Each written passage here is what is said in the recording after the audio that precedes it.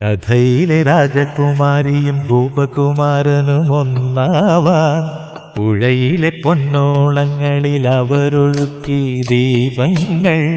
കരളിലെ മോഹം തളിരണിയാണ് അവരിരുപേരും തപം ചെയ്തു ഈ അമ്പലക്കൽപ്പടവിൽ. കഥയിലെ രാജകുമാരിയും ഗോപകുമാരനും ഒന്നാവാൻ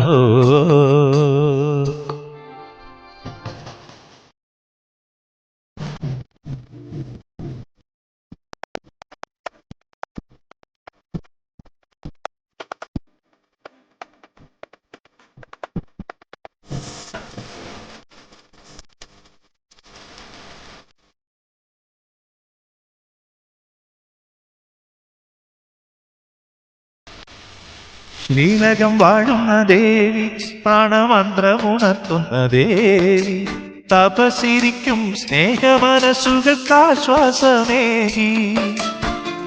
ഒഴുകുന്ന ദീപങ്ങൾ, തൊഴുകൈ നാളങ്ങൾ, അതുകണ്ടു കൈനീട്ടി തിരുവരമേകാനുരാഗരാവിലലങ്കരിച്ചൊരു പൂന്തോണിയെത്തി.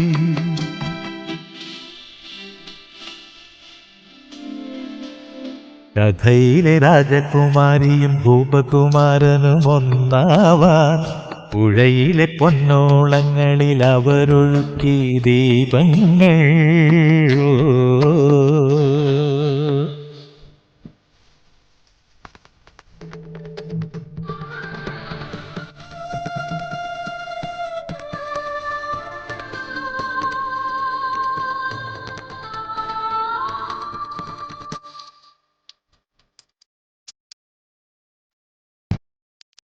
ആവണിത്താലങ്ങളേന്തി രാഗതാളം തുടിക്കുന്ന രാവിൽ രാജകുമാരിക്കും ഗോപകുമാരനും മാംഗല്യമായി.